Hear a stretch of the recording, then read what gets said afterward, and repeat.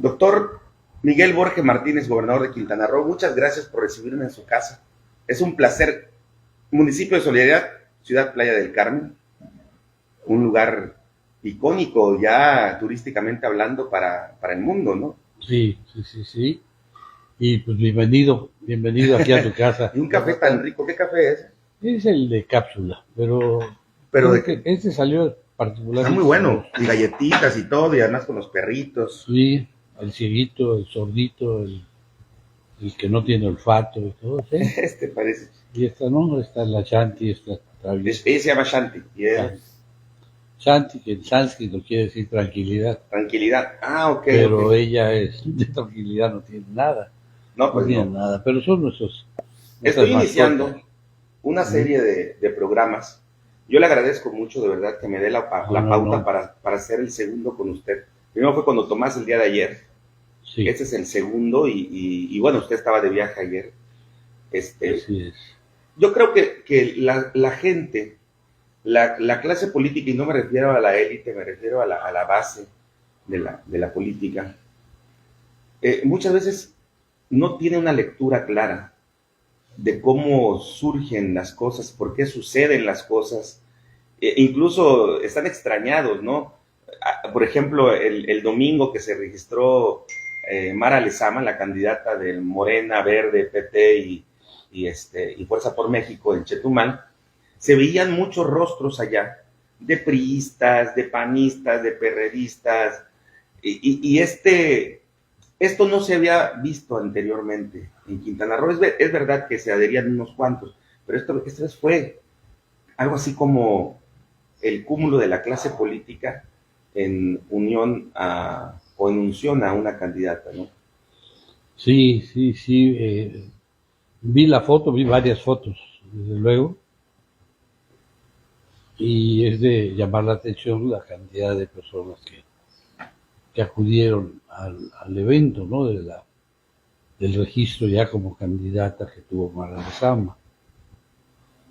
Hoy, no sé a qué hora, si al rato o más tarde, tiene su registro el doctor Pech, que es, ¿Cómo no? A las 5 de la tarde vamos hoy. a decir, el candidato del sur, el candidato de Chetumal. Él creció toda su vida de niño ahí, desde niño. Santa Elena era su pueblito. ¿Sí? Y bueno, va a ser muy importante ver como decimos vulgarmente, que arrastre tiene también su convocatoria, ¿no? Para que lo acompañen a su registro de campaña. Yo ayer comentaba, Decía algún comentario que lo que ocurrió ayer, fue ayer, ¿verdad? El de Mara, antier, el antier, domingo. lo que ocurrió ayer domingo, No, hoy es antier, martes. Ayer fue lunes. cierto, cierto. Es que Bueno, con tanto viaje se le van todos los que, días. decían que ese registro se dio en el formato de las usanzas Sí, puristas cómo de no. aquellos tiempos, ¿no? A las que llegaban miles de personas para registrarse, pero digo, para acompañar al candidato y aprovechar esos momentos para congraciarse con el candidato.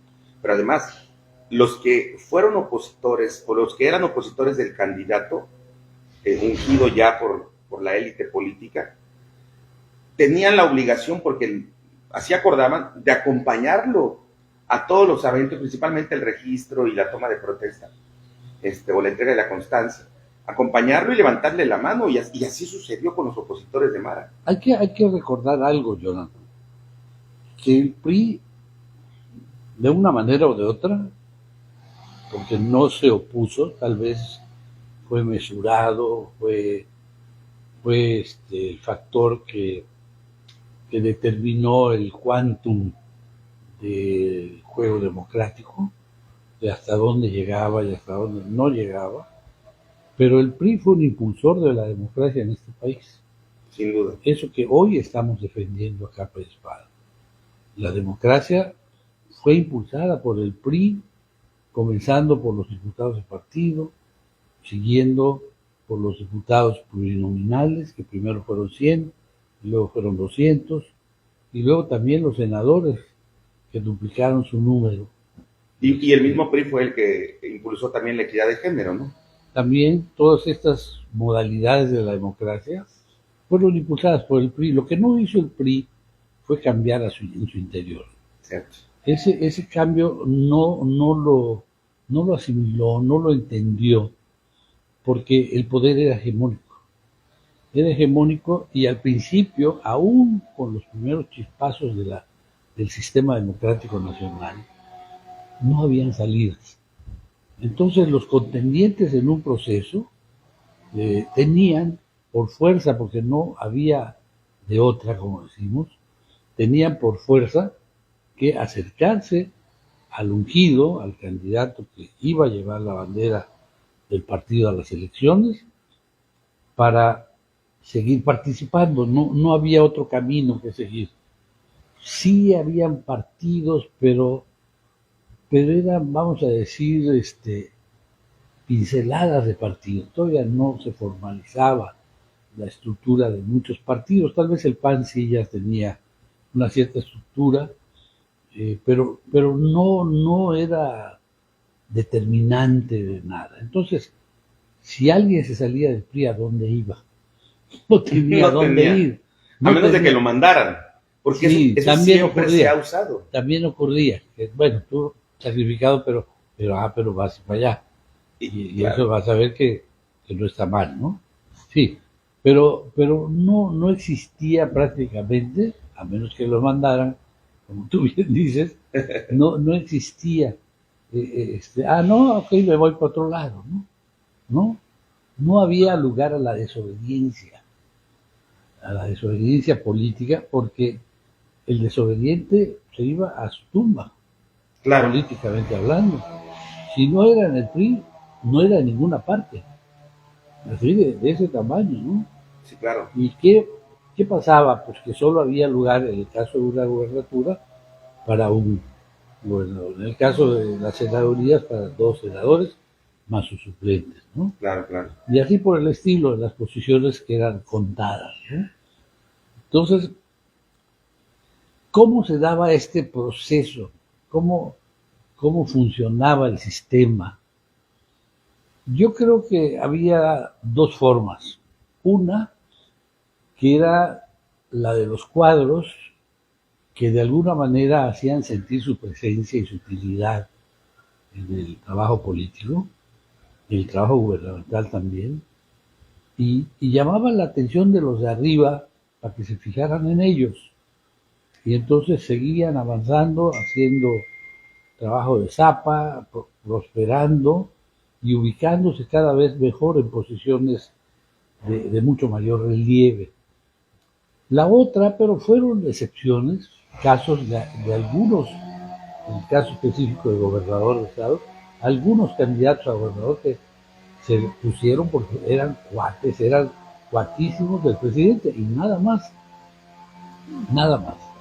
Entonces, pues era el formato que se seguía y había que adaptarse a ese formato o no había manera de participar. No había de otra, o se adaptaban, como decía el dicho, se aclimataban o se morían, ¿no? Oiga, pero antes, mire. Se puede cerrar la puerta, ¿eh? Sí, ahorita la cerramos. Yo creo, antes recuerdo perfectamente, que el presidente de la República priista era el que ponía gobernadores. Correcto. En Quintana Roo se dio un suceso cuando no hubo un presidente de la República priista, que fue precisamente la elección de Félix González Canto. Correcto. Como candidato a gobernador, que se hizo una contienda interna, y de alguna forma u otra tuvo gran influencia el gobernador en turno, que era Joaquín Kendris Díaz. Sí. Pero finalmente se impuso pues el candidato que tuvo las voluntades de la famosa élite política que se ha ido modificando con el paso de los años, ¿no? Yo veo ahora a un presidente de la República que no es priista, a un gobernador que no es priista ni tampoco morenista, y que todos se pusieron de acuerdo. Bueno, eso es extraordinario, es un fenómeno. Esto es lo que yo he escuchado en muchos lados y es como la opinión generalizada de quienes analizan el curso de la política estatal, ¿no? De repente dices lo creo, de repente dices no lo creo, no sé hasta dónde. Es un poco extraño, ¿no? La hipótesis que se ha planteado es un poco Sí, rara, sí existe una pero élite política, ¿verdad? bueno, yo creo que la élite política, O sea, no es como un club, yo lo entiendo no, así, obviamente pero no es un club. la última élite política de este país, que era casi como un club, o sea, entrabas al club porque aceptabas las reglas del club. Claro. Yo creo que ya está desintegrado. Yo creo Pero que se ha reconformado de otra forma, o se ha reintegrado de otra manera. O sea, creo que hay una nueva élite política que después del 2016, cuando se dieron cuenta que Quintana Roo quedó polarizado y hecho trizas prácticamente en su organización, eh, y cercano a esta sucesión, se empezaron a reorganizar. Y es cuando precisamente dijeron, a ver, tenemos que tener una sucesión pasiva porque una ciudad destruida no sirve de nada gobernarla. Tiene que ser un Estado, obviamente, en orden, para que la sucesión pueda generar continuidad, organización, riqueza y, por supuesto, orden. Yo en eso creo. Y es lo que logro vislumbrar. Usted fue gobernador, usted sabe lo que son los hilos del poder. sí, pero yo creo que ahorita estamos en una etapa como de ajustes y reajustes, ¿no? No, yo no veo así con la claridad que pude ver las cosas hace, ¿qué te puedo decir? Hace, vamos, 30 años, 35 años. No veo, no veo que haya un acomodo sobresaliente de élites en la política nacional. Sí lo hubo, sí hubieron los equipos de uno y de otro, en fin, pero, pero ahorita yo creo que hay un reacomodo general. Cuando menos el hecho mismo de que se haya logrado una alianza entre el PAN y el PRI, a la que se agregó el PRD, que está muy disminuido el PRD Sí, como claro. fuerza política nacional, pero también forma parte de esa alianza, también ofrece muchas lecturas. Dicen, yo siempre lo he dicho, que los enemigos se unen ante el enemigo común, Claro. ¿sí? Porque históricamente el PAN y el PRI han sido enemigos. Son los enemigos de siempre. De toda la vida, pues de siempre. fueron los dos partidos que compitieron desde antaño. Pero ahorita los dos, porque los dos son proclives a la democracia, son partidarios de la democracia, ¿sí? Los dos ven que peligra la estructura democrática de este país y en defensa de eso es que han formado la alianza en la que han estado participando y a la que no le ha ido mal. De manera individual le ha ido mejor al PAN que al PRI. Sí, pero ahora se suma Morena. Es que eso es lo extraño del caso. Eso que tú decías es lo que a mí me sorprende, porque, claro. Porque no. Es la versión generalizada. Es que al menos en Quintana Roo. Es la versión generalizada. Es como no un triángulo, un cuadrángulo, en el que participan el Verde, Morena, PRI, PAN, PRD, todos los partidos políticos están bailando al mismo son. Sí, es algo que se antoja como un poco bizarro. Sí, es así como de una novela muy especial. Kafkiana. Sí, no sé hasta dónde sea realidad ese. Bueno, es que las evidencias son muy claras, doctor. Mire, Laura Fernández, priista de hueso colorado, que se convierte en verde en el 2016, cuando obviamente el niño le dice que se venga para acá y sus aliados más importantes, que son parte de esta élite, le dicen, tienes que pasarte al verde porque el PRI va para abajo y tiene que cambiar la circunstancia. Se va al verde. Y ahora se va como precandidata al PAN-PRD, obviamente por el PRD, pero es enviada por ellos mismos. Y sigue siendo parte de la élite. O sea, es un alfil más. Nibardo Mena no creció por obra y gracia del Espíritu Santo. Lo dejaron jugar y también la salida de Movimiento Auténtico Social de esta alianza con Morena también tiene un fin. O sea, el crecimiento de un ente ajeno a la élite generaba... Así como tú lo dices, generaba una estrategia. Refleja lo que ha pasado. Se puede entender de esa manera. Pero permítame terminar. La otra es ir a las competencias personales. Por eso, permítame terminar. Fíjese, que era donde yo le decía que en el viejo PRI, acuérdense que te mando, vete para allá. No es que quieras, es que tienes que estar ahí porque tenemos que cuidar el orden de los factores. Y así está sucediendo, así sucedió ya ahora. Así se está cuidando al candidato, o en este caso es candidata. Y así se está organizando todo. O sea, todos son de lo mismo. Peche es Morena PRI, Laura es Verde Morena PRI, bueno, excepto Leslie, que Leslie siempre ha sido priista, pero bueno, sí, viene de una familia, en este caso de su papá, que pues, obviamente se lleva con todos, que es parte de la élite también, y que están obviamente operando todo lo que tiene que ver con los movimientos políticos de Quintana Roo. Este es el fenómeno del cual yo estoy muy sorprendido y que usted también supongo que está sorprendido. Sí, hay alianzas que son totalmente, ¿cómo se diría? Fuera de un molde muy tradicional, no son alianzas nada ortodoxas, muy atípicas,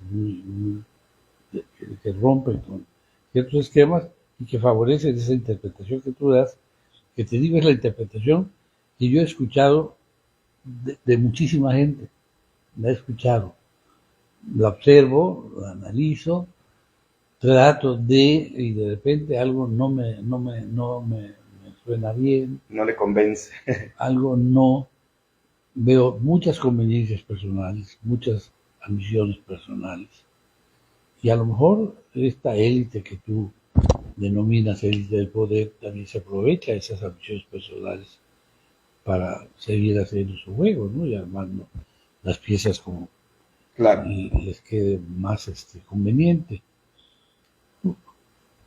Es rara. A mí te voy a decir que me extraña mucho. Me extraña mucho, una, que el presidente, que es el líder moral de Morena, aunque la moral del presidente anda ahorita un poco caída. Es como el árbol de moras. Sí, pero no intervino más que una sola vez, o dos veces, o tres veces, porque la tercera fue el secretario de Gobernación, sí, él, para parar al otro aspirante que se moría de ganas por ser candidato a gobernador por Morena, el señor Peche. El ingeniero Marín. El ingeniero Rafael Marín Molinero. Rafael Marín Molinero, que pues yo vi la primera vez que le digo, no vas, ¿no?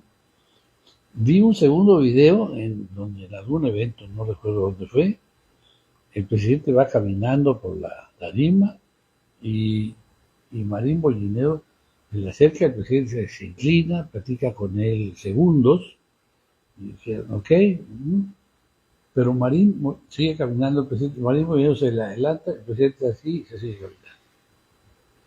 Y la tercera, que es la que leí y escuchamos todos, de que el secretario de Gobernación dijo, ya tranquilo, ¿no? Claro.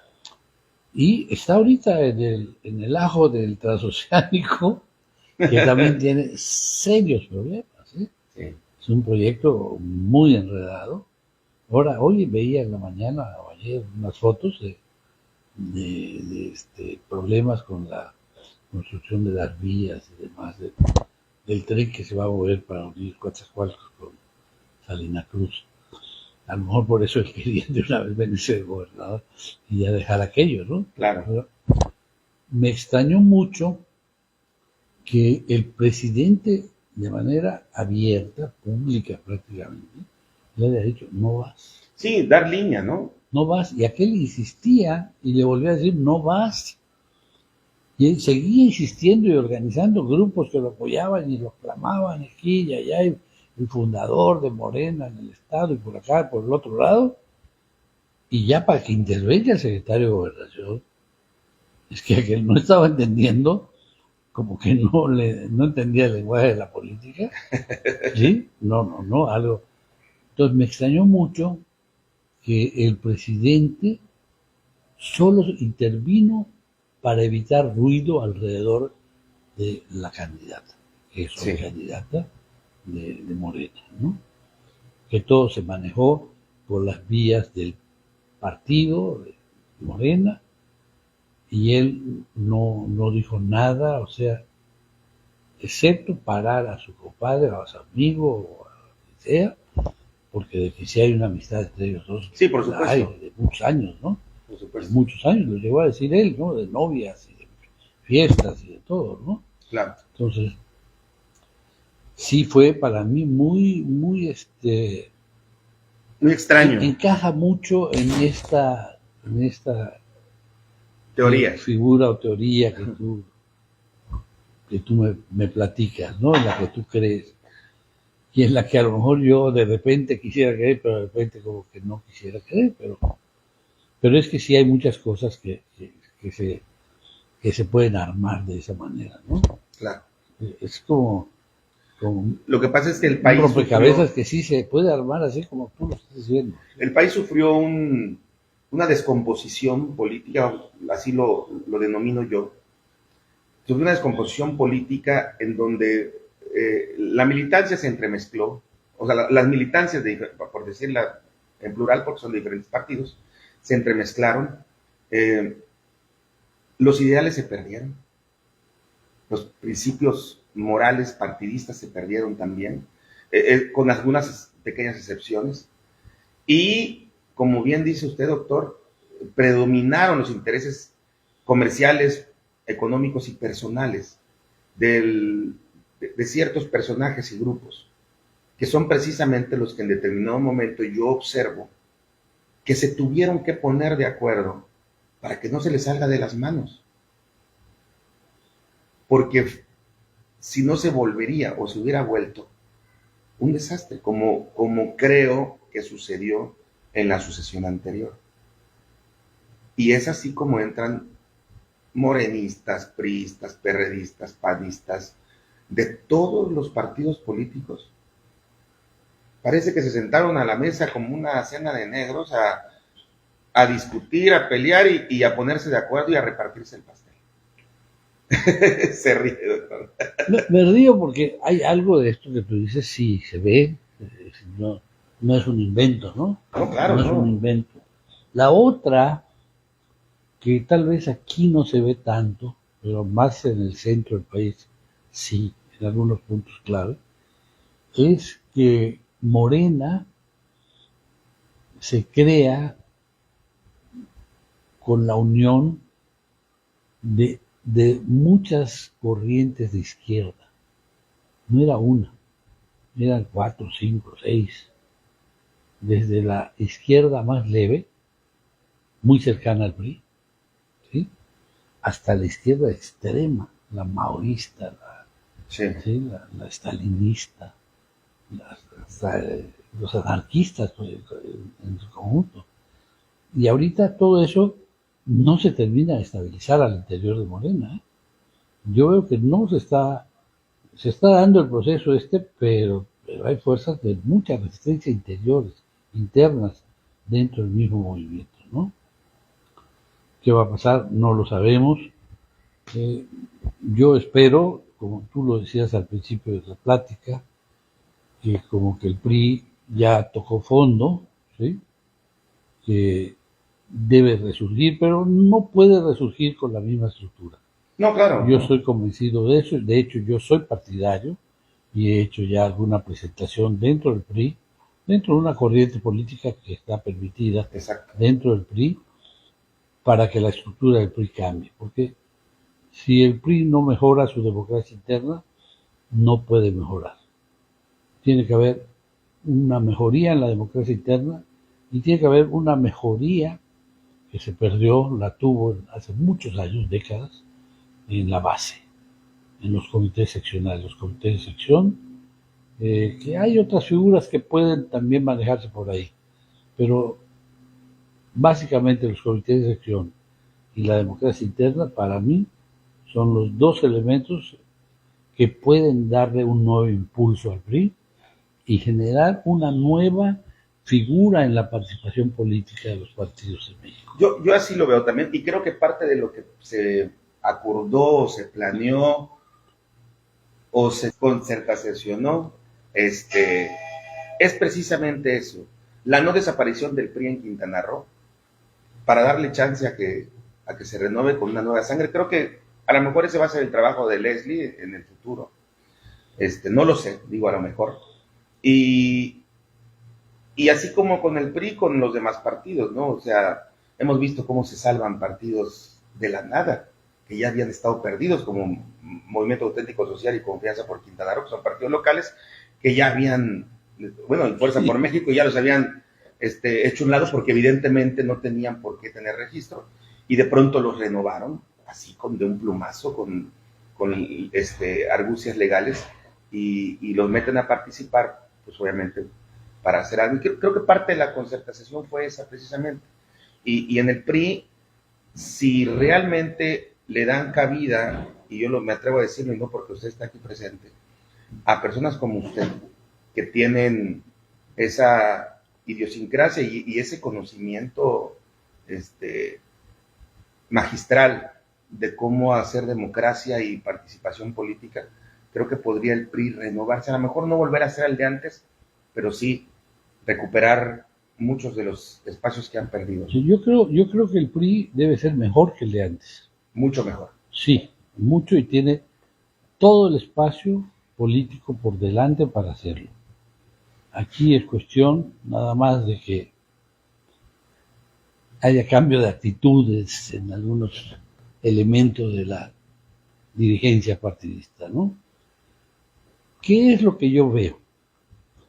Que en este país el universo de la política no se llena con el PAN, con el PRD, con el PT, con Morena y con todos los demás partidos.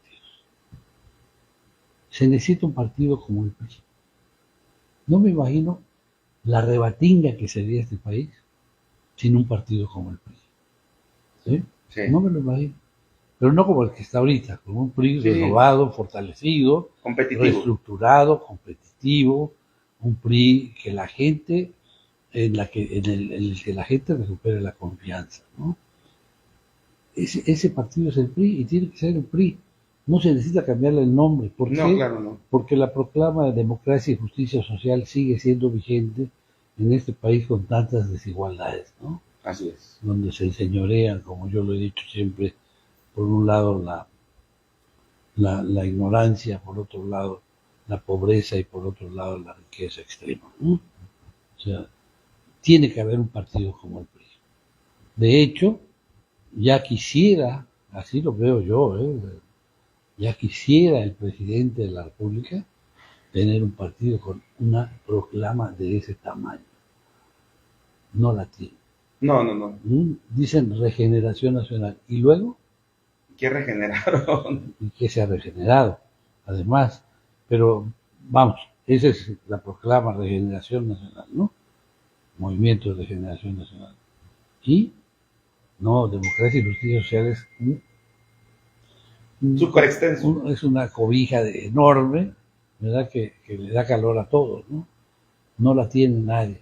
Siempre pero que ni los propios periodistas a veces sabemos diferenciar y decimos el bien común en vez de decir justicia social, democracia y justicia social.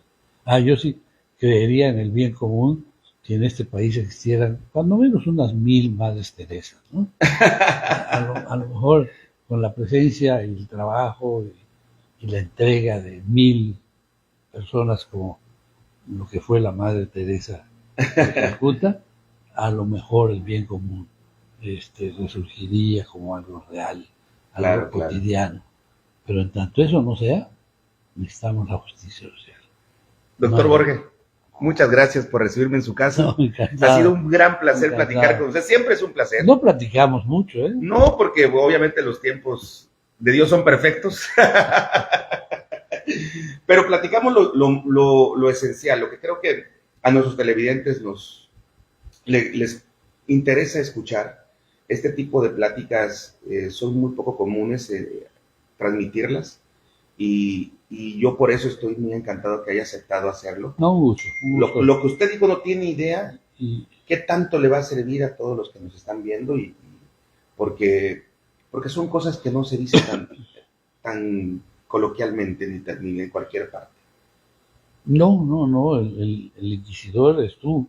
Tú eres quien mete la puntilla por allá y sí hay una situación especial, en el caso muy particular del momento Quintana Roo, el que estamos viviendo, pero otra cosa que estamos aprendiendo es a vivir la democracia. Claro. Porque como solo era el PRI, creíamos que todos los males de este país estaban en el PRI. Y ahorita estamos viendo que los males de este país no están solo en el PRI. No. Están prácticamente en todas partes. Todas las estructuras políticas, en todos los partidos. ¿Sí? Y por eso es que en el PRI también tenemos que, a máquinas forzadas, a marchas forzadas, acelerar la formación de cuadros políticos, la formación de dirigentes, capacitación de las bases y de todo. Porque tenemos una riqueza enorme.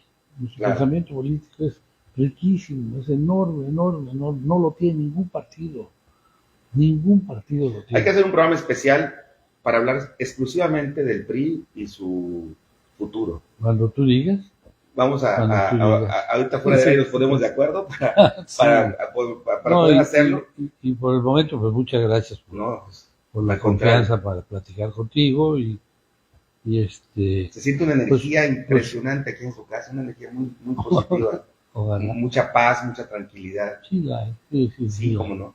Sí la hay. Sí la hay. Los cachorritos. No, sí la hay, es un lugar. Es un lugar al que uno quiere llegar. Cuando yo salgo de mi casa unos días, quiero regresar a mi casa. Y eso es lo importante de cualquier hogar, ¿no? Claro. La diferencia entre casa y hogar es que tú quieres regresar a tu hogar, ¿no? Sin duda. Y aquí estoy a la orden. Pues estamos en Playa del Carmen, estimados televidentes. Muchas gracias por habernos permitido transmitirle todos esta información, estos mensajes, estos consejos, este análisis en general. Estoy con el doctor Miguel Borge Martínez, gobernador de Quintana Roo, y un gran amigo y bohemio además. Nos vemos en la próxima. Estas son elecciones 2022, Quintana Roo.